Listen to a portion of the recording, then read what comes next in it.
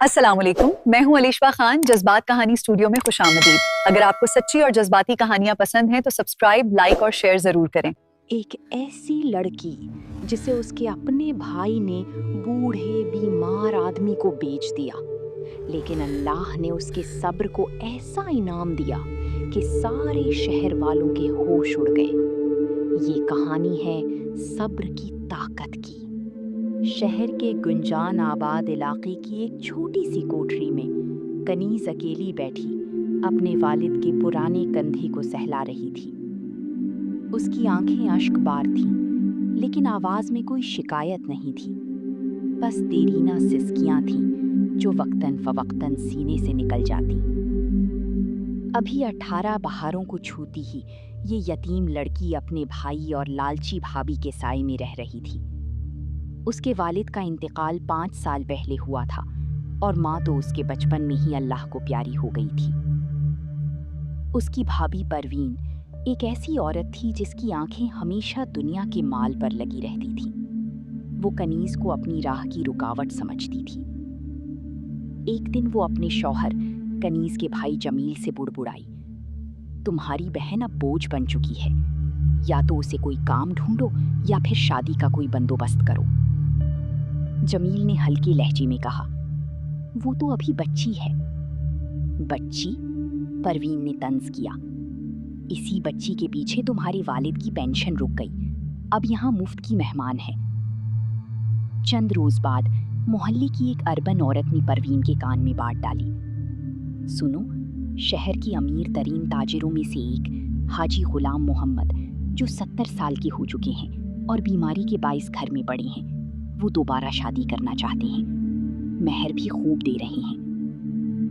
پروین کی آنکھیں لالچ سے چمک اٹھیں۔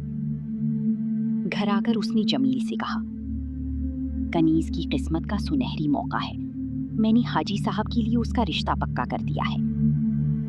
جمیل نے حیرت سے پوچھا، لیکن وہ تو 70 سال کے ہیں اور بیمار؟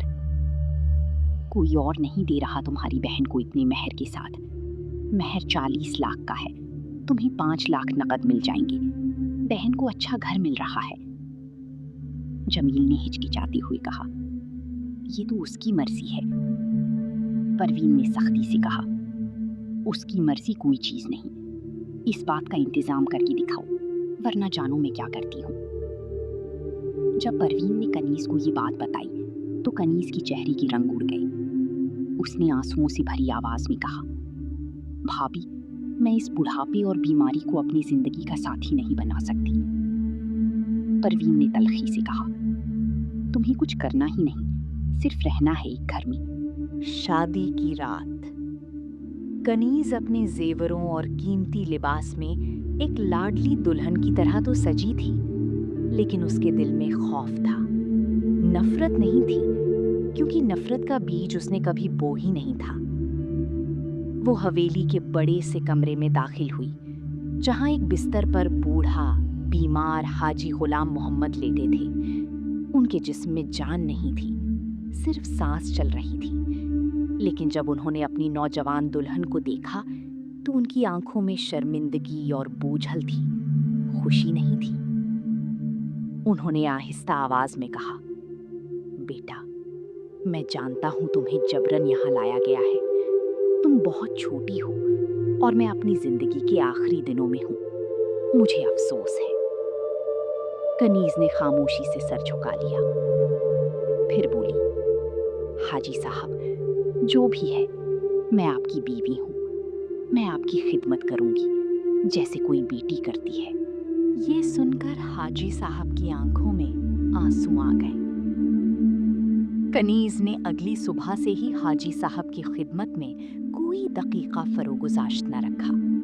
وہ خود ان کے کپڑے دھویا کرتی، ان کے لیے کھانا پکاتی، وقت پر دوائیاں دلاتی، انہیں غسل دلاتی اور رات کو جاگ کر ان کی خدمت کرتی۔ حویلی میں نوکر بھی تھے، مگر کنیز نے خود ذمہ داری نبھائی۔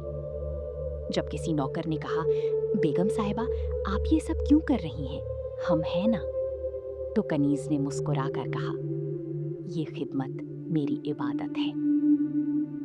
हाजी साहब उसकी खिदमत देखकर बहुत मुतासिर हुए। एक दिन उन्होंने कहा, तुम फरिश्ता हो कनीज। कनीज ने जवाब दिया, नहीं हाजी साहब, मैं सिर्फ एक औरत हूं जिसने सब्र को अपना हथियार बनाया है। भाभी परवीन कभी कभी पूछने आती कि बूढ़े की खिदमत करके क्या मिला, और तंज करती कि अमीर घर में आकर भी नौकरानी ही बनी रही। कनीज खामोश रहती। वो जानती थी कि इनाम का वक्त अल्लाह के पास है, लोगों के कहने पर नहीं। 2 साल गुजर गए। इस अरसे में हाजी साहब की सेहत में कभी मामूली बेहतरी आई, कभी शदीद गिरावट आई, लेकिन कनीज ने कभी उनका साथ न छोड़ा। हाजी साहब ने जिंदगी में पहली बार किसी औरत को इतनी बेलौस मोहब्बत करते देखा था। वो पिछली बीवी से मायूस थे, बच्चों से भी मायूस थे, जिन्होंने सिर्फ उनकी दौलत के लिए उनका नाम लिया था। लेकिन इस नौजवान लड़की ने उन्हें सिखाया कि वफा अभी भी जिंदा है। एक तारीख रात जब खजां की हवा चल रही थी, हाजी साहब ने कनीज को पास बुलाकर कहा, मेरे पास जिंदगी के आखिरी लम्हात हैं। मुझे मालूम है तुम क्या हो, क्यों लाई गई थी, लेकिन तुमने वो कुछ किया जो किसी ने नहीं किया। तुमने मुझे बेटी, बीवी और रहमत की शक्ल में पाया। कनीज ने पूछा, आप कोई तकलीफ तो नहीं? बस एक आखिरी वसीयत है। मेरे मरने के बाद मेरे वकील को मेरे मरने से पहले दिए गए खत के मुताबिक अमल करना है। तुम फिक्र न करो। अगली सुबह हाजी गुलाम मोहम्मद की रूह परवाज कर गई। पूरी हवेली में मातम का माहौल था, मगर भाभी परवीन और उसके शौहर को फौरन याद आया कि अब वसीयत के मुताबिक माल किसे मिलेगा। जब हाजी साहब के रिश्तेदार, जिन्होंने उनकी जिंदगी में कभी पूछ नहीं की थी, वहां जमा हुए और वकील साहब आई, तो परवीन फूले नहीं समा रही थी कि उसकी लालच रंग लाएगी। वकील ने कहा, हाजी साहब की वसीयत उनके मर्जुल मौत में लिखी गई थी और अदालत में रजिस्टर्ड है। आइए मैं पढ़ता हूँ। मेरी पूरी जायदाद, 2 कपड़े के कारखाने, शहर की 3 मशहूर दुकानें और ये हवेली जिसमें मैं रहता हूँ, मेरी छोटी बीवी कनीज के नाम है। मेरे अजीज व अकारिब को मैं कुछ भी नहीं देता, सिवाय एक शर्त के, मेरे पढ़ने वालों को कोई वारिस ना समझा जाए, क्योंकि जब मैं बीमार पड़ा तो सिर्फ कनीज मेरे पास थी, बाकी सब मेरी कब्र के मुंतजिर थे।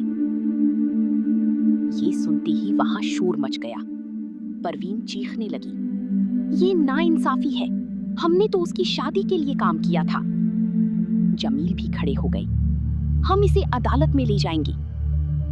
वकील ने ठंडे लहजे में कहा, अदालत पहले ही इस वसीयत की तस्दीक कर चुकी है। हाजी साहब ने अपनी जिंदगी में कनीज को अपना सब कुछ सौंप दिया, तुम्हारे पास कुछ नहीं जाएगा। परवीन के चेहरे का रंग उड़ गया। उसने कनीज की तरफ देखा, जिसने अपनी सादा सी नजरों से सुकून से देखा।